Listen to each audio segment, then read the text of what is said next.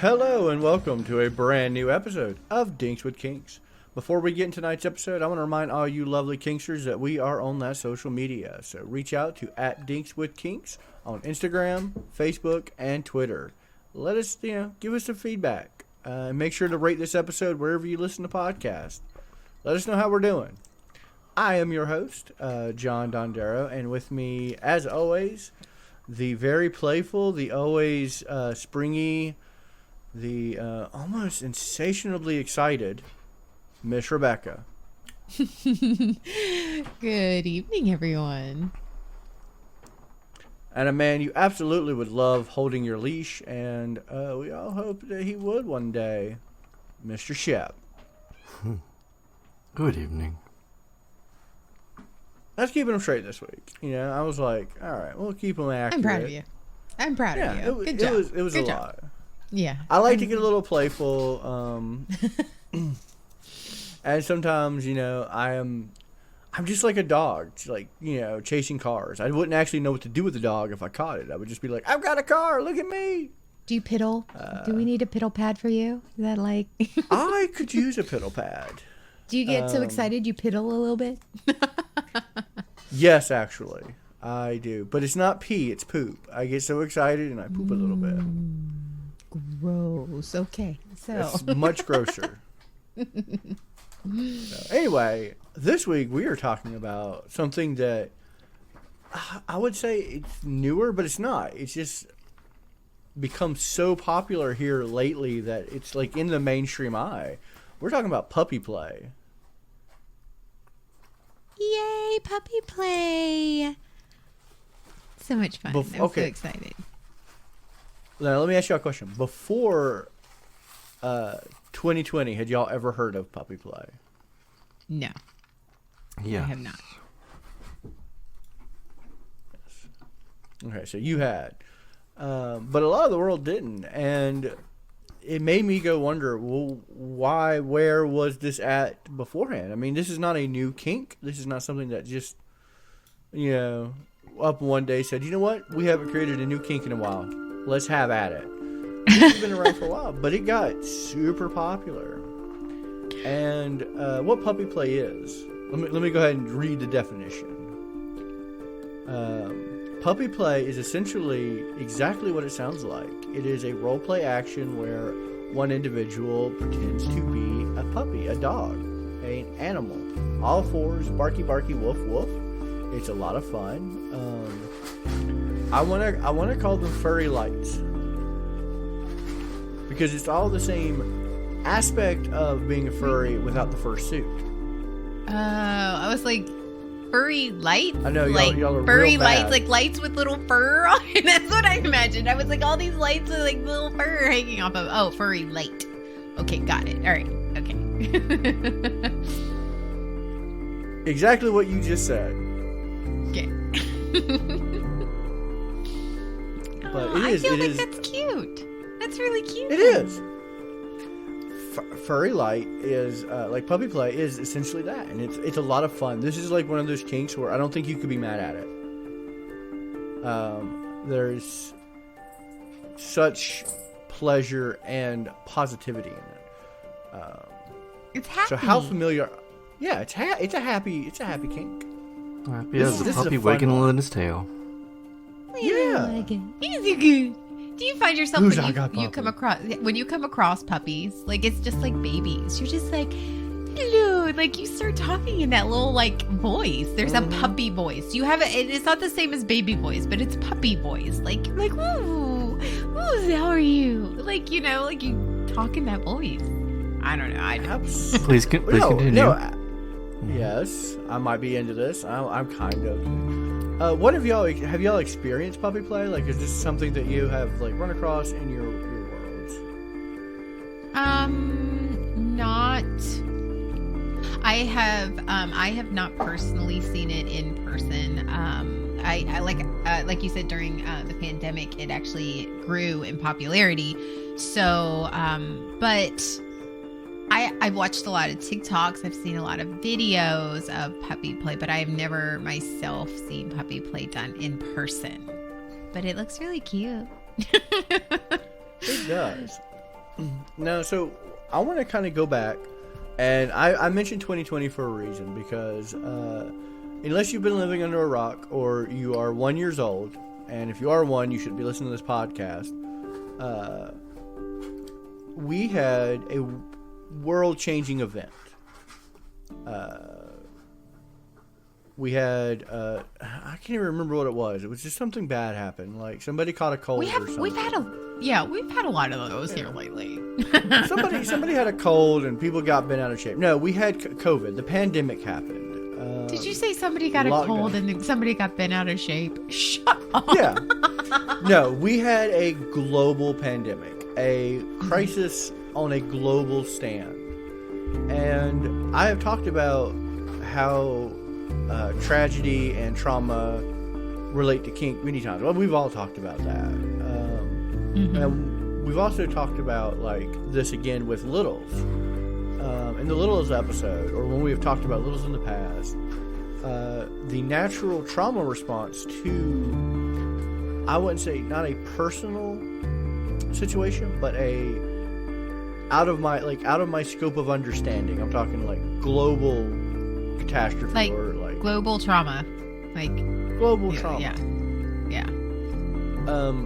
There are tendencies, and I've said like the biggest resurgence in littles. People started becoming out and more proud about them, and I attributed a lot of that to the pandemic, to being locked away, to shelter shock, which is a common thing. Like anytime there's a flood or anything like that, you have a lot of victims who will suffer from trauma response called shelter shock, which is actually very similar to little behavior, where because they're regressing. They regress to a mental stage where they feel comfortable, they feel taken care of, and it allows them to be vulnerable, because a lot of people won't be vulnerable in their current state of mind. And I have been reading more and more about this, but the pandemic happened and a lot of people suffered shelter shock. But not so much as like a temporary thing. Like this changed how we view the world. Well, yeah. I mean, it did. It worldwide. Like it was a worldwide shutdown. And it was not just like, worldwide shutdown for a couple weeks. Like there were some people who were stuck in their homes for over a year. Like not just like a couple months, like some countries, but like, but like that's gonna change. Your life is interrupted. Your life is interrupted in a drastic way. And just like 9/11, nothing like from this point on, everything changes. Everything changed, and our world from now on is going to be different. So our mindsets are going to be different. What we find comforting is going to be different. So absolutely. And I think that's why, I don't believe that this kink is, just come out, but I believe it's resurgence. It's the same way as like the resurgence of littles. It's through the global experience of shelter shock has, I wouldn't say created this fetish, but allowed people to discover it. Because when you're developing and when you're learning and whatnot, you don't know you have a kink until you kind of stumble upon it. That's how it works. Now, as far as fetish, sometimes you'll know immediately that this is my thing. I must have a fetish for this, because it's hardwired in your brain. But this is something that, this feels good. I like this. You're going to continue it out in your thing. And I got to say, for a trauma response, you can't have a better one than puppy play. Do you think, okay, I was just thinking this because that's what I do. Do you think that things like puppy play, that people have always been into it, but it's one of those, when the lockdown happened, one, yes, it is a trauma response. It's a comforting response. But then because all of us were on the internet, it wasn't just a hit or miss thing. Like it was all of us on the internet, then all of a sudden the community started connecting. So it wasn't just necessarily there was a resurgence, it was more of a coming together. And this feeling of, oh, somebody else is into this, and that it gives them courage. So it's not maybe that it wasn't a resurgence or a growth, or I discovered this. Maybe they've always had this kink, but it was all of a sudden I have a community, and they discovered that community, which made them less frightened to express their kink. Yeah, I very much agree with that. Because another thing we all did, it was surf the internet. And, I'll say that's why, one reason we started this podcast in the pandemic, because we were just Googling weird porn. We were like, we should talk about this. We should talk about our kinks and all the weird shit we've Googled over the course of the pandemic. And yeah, you find communities because people would reach out through the internet because they couldn't reach out to their friend group. And then I think they realized, oh wait, I'm not alone. And not only am I not alone, I am very popular. I'm in the populace of this because I know there are several venues in my area that do puppy play nights. Specifically, puppy nights. I get invited to them all the time. And I want to go, but it's never on a night. Like, we're doing it's always on a Friday night, and we're doing the podcast. And I'm like, dang. But one night, I'm going to skip the stream. I would be glad to take one for the team and host our stream so that you can do some research. I honestly I just want to go pet all the puppies. Yay! I do too. They're so happy. But this kink, not just where it comes from, but let's go more in detail about like what it's about. This absolutely stems from a dom-sub relationship, where you have the pet, who is the sub, and the dom, who is the owner of the pet. Leash play is very popular in this kink, but we didn't realize this before, but how many times have you guys been to a BDSM event or seen in television somebody on a leash? Oh, it is synonymous. Yeah, but you never thought, oh, this is puppy play. No, it's just they're a leash. Yeah, that was very much pet play. You are my pet, and like I said, I think during the pandemic it really took its own life form. Like that's what I really think happened. Is that it's always been a thing, but it was able to foster and grow into a specific thing. Like, not only do I like pet play, I am on a leash, and I have my collar, and I am following around my master, and it is fantastic, but I am, in fact, now a full-on puppy. I've got my legs. All four of them.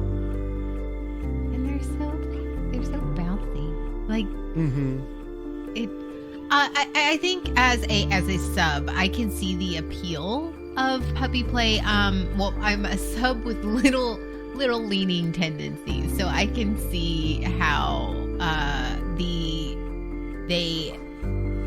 they enjoy it and how they can be playful. It's almost like that bratty side. You can be playful without being mean. It's just being playful and being a little disobedient, and then being, sort of put back into place and disciplined without it being a hardcore dom sub type situation.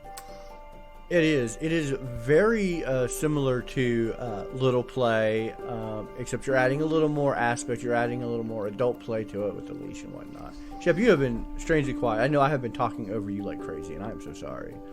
What has been your experience with not puppy at all. play? Now, good question to bring up to the puppy play. Would you say that puppy play is the gender specific?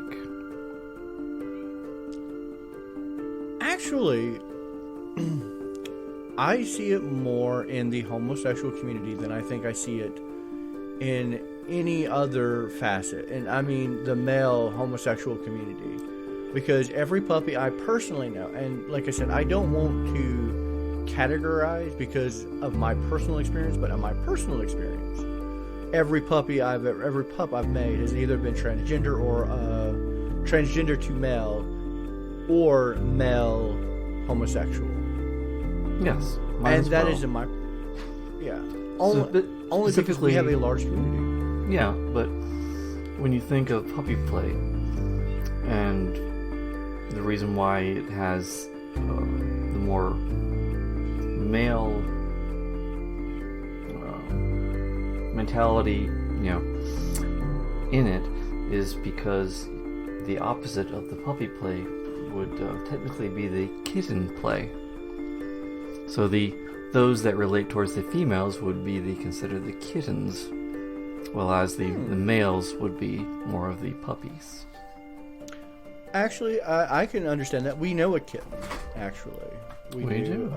They're a fan of this podcast, and they also identify as a little. Mm-hmm. So, and like I said, I don't want to say that they're one and the same, but I think they share a lot of qualities that a lot of people with both aspects enjoy. Like, I think this is one of those. Right.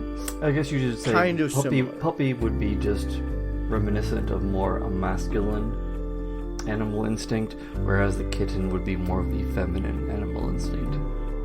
You're absolutely right. Yes. And that is a fantastic point.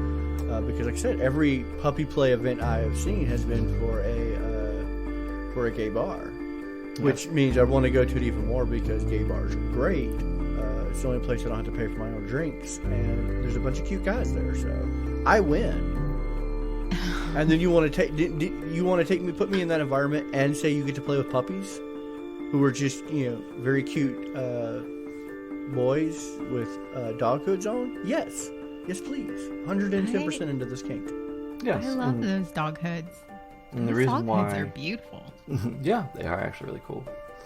And the reason why I say I've had experience pre-2020 is because at many of our purgatory events, I would randomly have a puppy come up and sit beside me and just look up and do the puppy attention sounds to be seeking pats on the head from me and such. So, yes, that's why I knew of the puppy play and the puppy fetish, as it were, quite long before 2020. Because they always seemed to be enamored with me at our events and always wanted to come over and get some pats. And, yeah, the puppy hoods, I think, are the newest aspect that you're seeing more and more. Mm-hmm. I don't believe I have a forum, like a fetish forum, that I don't see at least 2 or 3 members in the... And what we're talking about are these leather masks.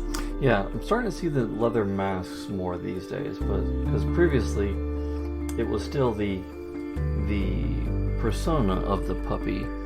And you're right, it was predominantly the more homosexual male that I would experience it with. And back then, they never really had the hoods on it much. I mean, I'd see one once in a blue moon, but normally they'd still be in the persona without that. Mm-hmm. But yes, recently, I think in one of our more recent events, I saw even like 4 or 5, where normally I'd see one every few months.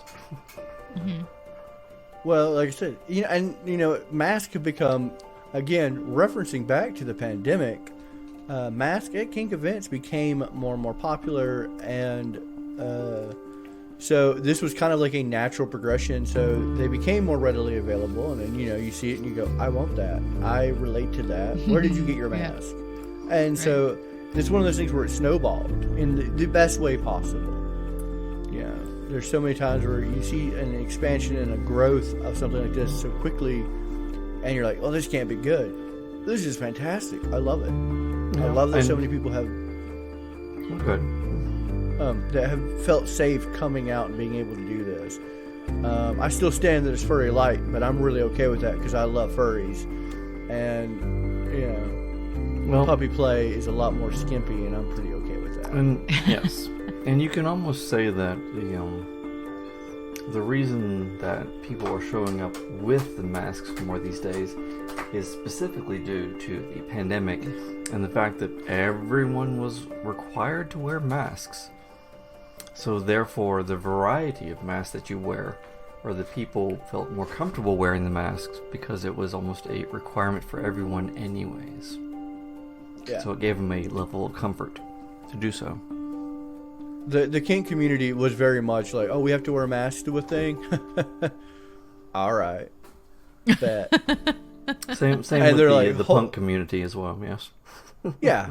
A lot of these events, you would go and seeing people in masks, it wasn't an foreign thing. It wasn't like, oh, that's weird. Why are you wearing that ventilator mask? Or why are you wearing this medical mask? Or why are you wearing your leather mask?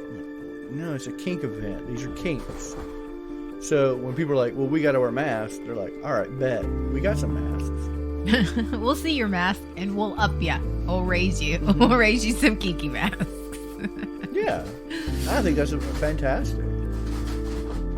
I think as a sub, like the whole puppy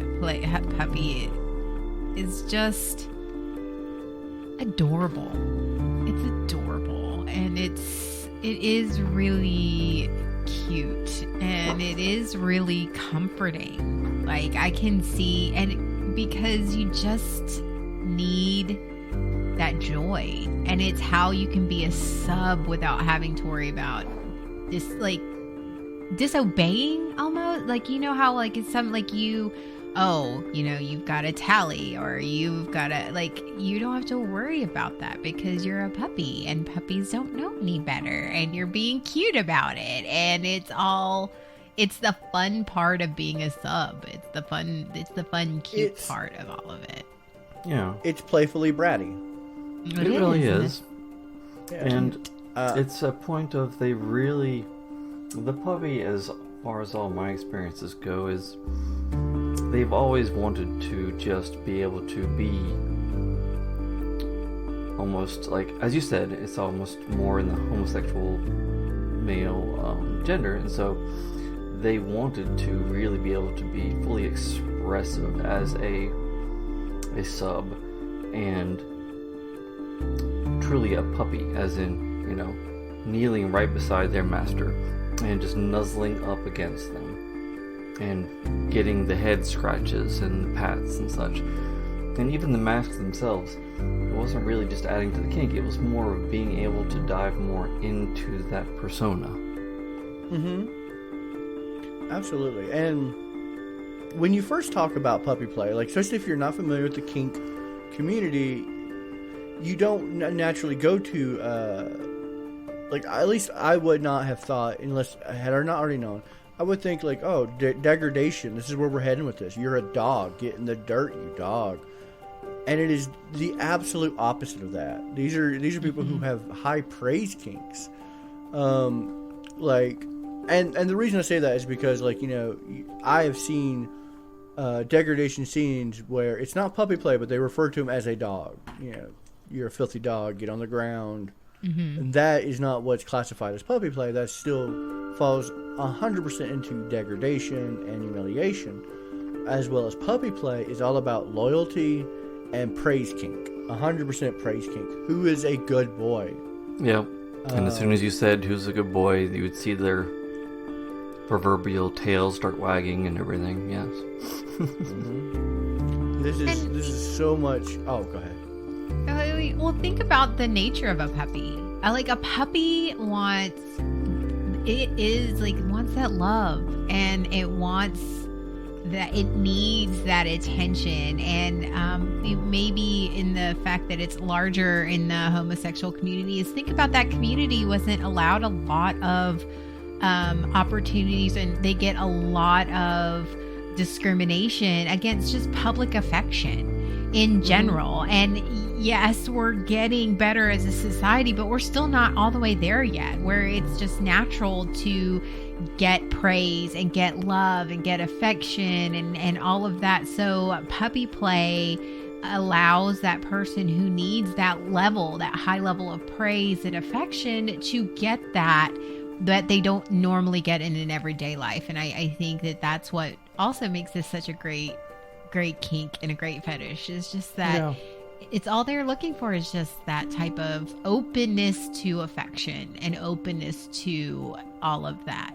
in a public setting.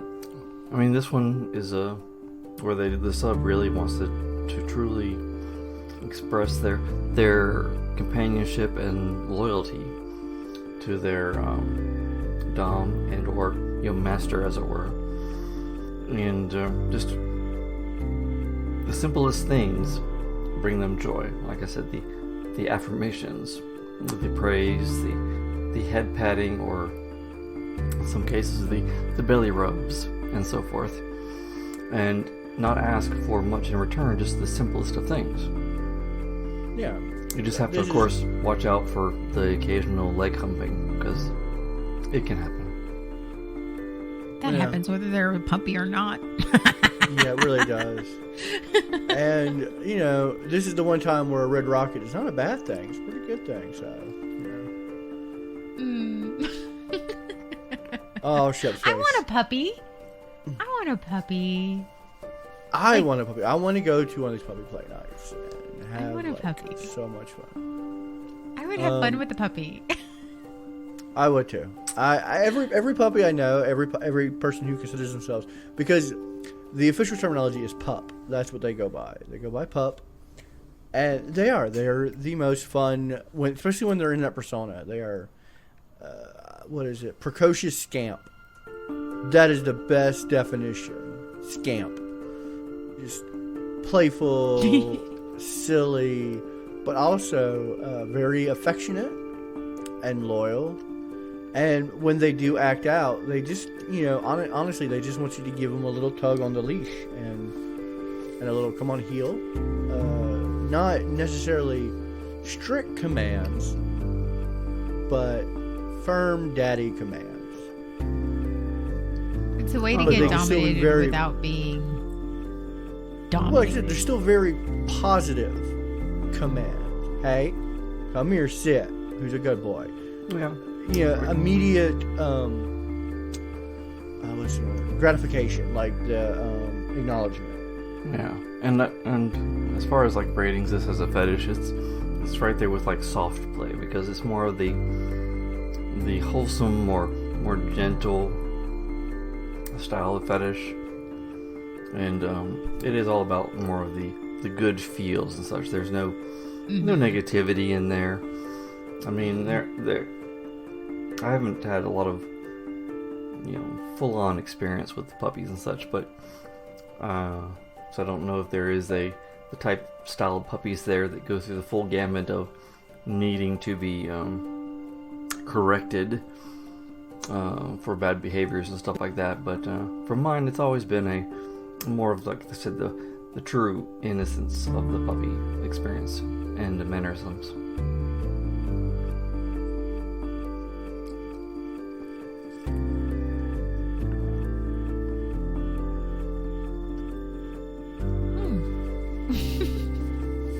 This podcast, not so much to hear, or you hear ourselves talk about it, but we want to hear from people too. We want to hear people of these kinks. If you are a pup, or if you are a pup owner, reach out to us, talk to us. I will sit. I have many times with people with kinks sat and just been like, talk to me for hours. Tell me. Dondero will sit. You just have to command him. Sit. He will sit. Sit, boo boo, sit. Good boy. Sit, boo-boo. He will be a good boy. I love those conversations, especially ones that are male dominated, like sounding. I have a friend of mine who has that kink, and I just was like, I need to know everything, because it's what I need to know. Because it really resonates with you. It does. It doesn't resonate with me, but it resonated with them deep inside them.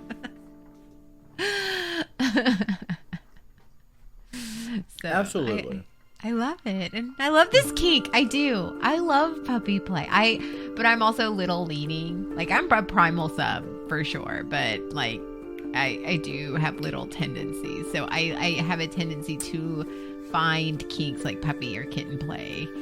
Is this how we bridge the homosexual community with the straight community and the other side of the kink community? Is we get a little a puppy? Yes! Think about it. Okay, so I have That's a why I little, need a puppy. and you need a puppy. We'll go to the store and we'll get you a puppy. And we can build this perfect kink family. I need a daddy And the dog little... and a puppy. Yeah, we have... Because, essentially, even though the little will play with the puppy, Daddy always owns the dog. That's what it is. Yeah. We could do this. Yeah, okay, that's my new goal in life. I need a Okay. mommy dom to be my wife. I need to get a little and then a puppy. And then the creepy uncle I keep in the basement just for sex stuff. Fair. All right. But yeah, this is a fun kink. And we are nearing the end of our will ones. Oh. So I think it's about time we spun that wheel and kind of see what Well, we're talking actually, about next week. we negated the would you aspect of these things a little bit lately. We have, but I think well this one we're all pretty like pro puppy, and like I said, we know where we stand. Shep, me and you were both doms. I couldn't see you in a puppy mask being a puppy. Now, would you do that? No, I inherently cannot. But again, I've had random, unknown puppies to me just come up and sit and just want to be the pets, and I've not hesitated to show them a little bit of pet affection. So I would definitely cater to a puppy for sure. Yeah, I think we're all pretty much 100% on board with this kink as far as would do. I mean, I said I would literally ditch this podcast to go to a puppy party.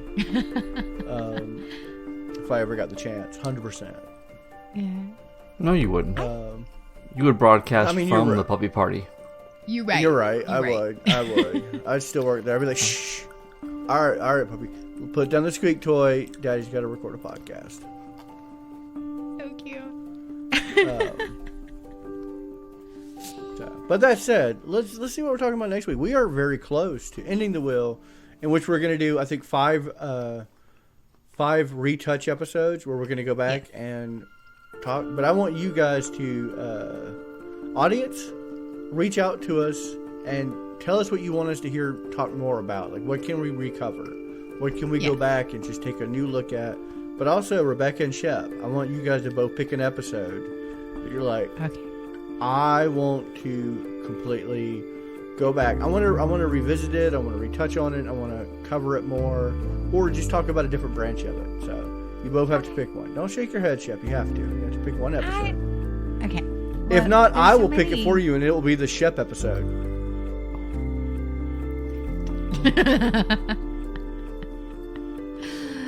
Sorry, I know I got a little heated there. I'm sorry. I got real heated. Let's cool everybody down real quick. Let's talk about what we're talking about next week. Fireplay. No, I mean you're both right. Temperature play? Yes, Yay! because one of you said Coldplay, the other said Fireplay, and I was like, we're gonna do Fireplay while we listen to Coldplay. Oh my god. And Captain like, Obvious really, God putting it out damn there. it. God damn it, Dondero. What can I say? I worked them in really well. I'm proud but of yeah, you. That temperature one was play. smooth. Which I think we've talked on a live stream about temperature play, because we did sensory play, and so I'm excited about next week's episode because I've already done a lot of research on it as far as like why people enjoy it, and it's gonna be a real hot time where we're gonna be real cool about it. Don't get heated. Wow. You won't let me have my soundboard.